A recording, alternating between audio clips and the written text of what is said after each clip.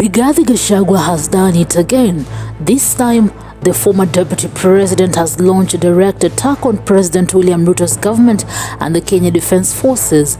Speaking during a Sunday service at PCEA Ongata Rongai in Kajiado County, Gachagua accused the state of allowing foreign forces to invade Mandera, kill citizens and occupy schools, while KDF looks the other way. Tumeona ya kwamba nchi yetu imevamiwa by troops from foreign countries. Pale Mandera, maaskari ya Jubaland wameingia Mandera. They have occupied more than half of the town. Waliua watu 5. 7 people have been injured and many people have been displaced, including schools.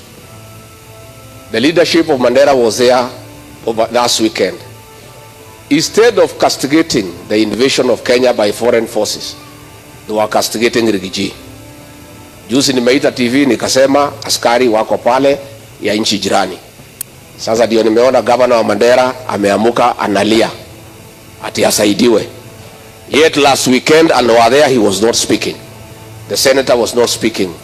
The MP was not speaking. For Gachagua, this moment is personal. He has long warned of Mandera falling into foreign hands. Now, with fresh reports from the ground, he feels vindicated. Governor Adan Khalif, Mandera's own county boss, confirmed the shocking claims. According to Khalif, Jubaland militia crossed into Kenya, established a training camp inside BP Primary School, and now control parts of Mandera. The takeover forced the school's closure weeks before national exams, leaving children stranded and families living in fear. There is an immediate relocation of Jubaland force out of Mandera. Immediate. I want to tell them, if we don't do it, we will do it ourselves. Kama wanataka unasaidia peleka Somali, saidia huko. The Somalis are rough land. You cannot. Huwezi funga mashamba ya wananchi, huwezi funga shule, huwezi funga water supply, huwezi huwa watu wote ovyo at in the name of supporting a faction in Somalia. What interest do you have in Somalia? We don't have any interest. So tunawaeleza CS defense sujia kwa wapi? I've never heard of that lady since she was appointed. Sujia anafanya kazi gani? KDF must pull out of supporting the Jubaland force. They must relocate Jubaland from Mandera County. These words don't just paint a picture of insecurity, they suggest collusion or at best negligence by Kenya's own army. Gachagua's attack on Ruto is not just about Mandera. It fits into a larger political war between the two men. Since leaving office as a deputy president, Gachagua has accused Ruto of neglecting the north, even alleging links between the administration and extremist elements like Al-Shabaab. But insists his fight is with Ruto, not with the Somali community in Mandera. He clarified that locals should not be blamed for the crisis. Still, critics like Mandera woman representative Umul Kasim say Gachagua is being reckless. She challenged him to provide evidence, calling his remarks divisive and politically motivated. Mimi nimechukua jukumu kutetea watu ya Mandera, kutetea watu ya northeastern Kenya. It is unacceptable that foreign forces can invade Kenya, and the mandate of the Kenya Defence Forces is to protect our territorial integrity. And it cannot be that foreign forces are in our land and the government is quiet, the commander-in-chief is quiet.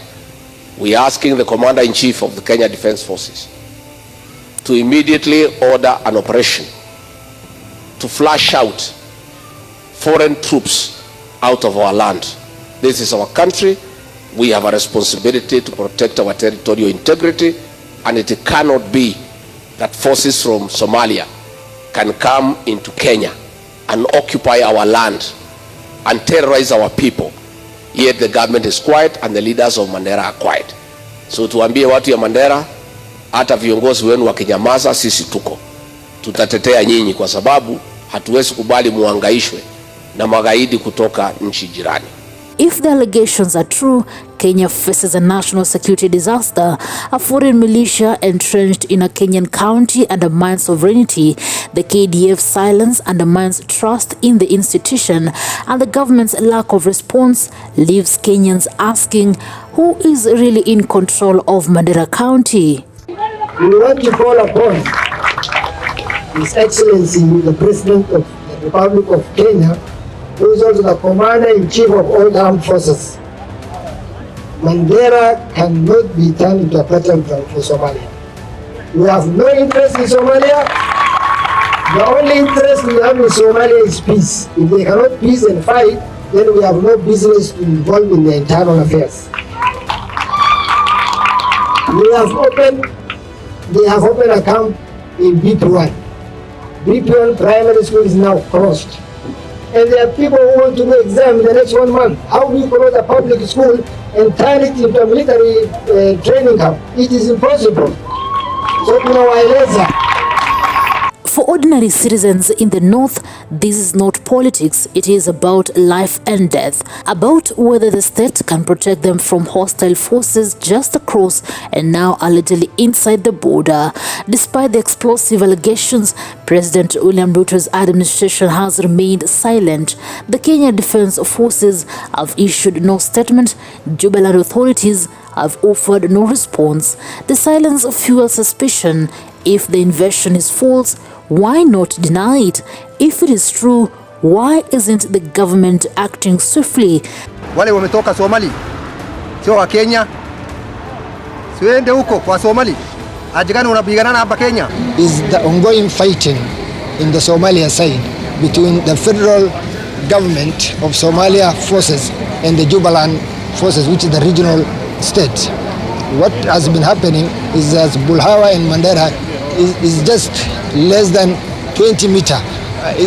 What separates Bulhawa from Mandera is just a no man's land. So when the fighting happens on the other side, and when one group is overpowered, they relocate to Mandera town.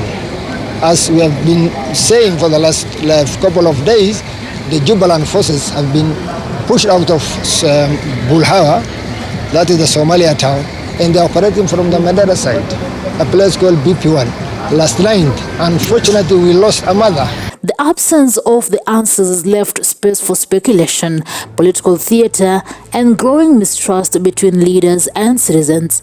At the heart of this storm lies a critical question: who is protecting Kenyans in Mandera County? Rigathi Gachagua has framed Ruto as weak and complacent.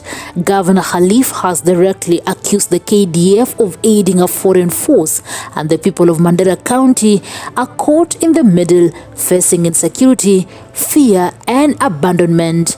Until the government speaks and acts, Mandera risks becoming a battleground not just between Kenya and Somalia, but between truth and political propaganda.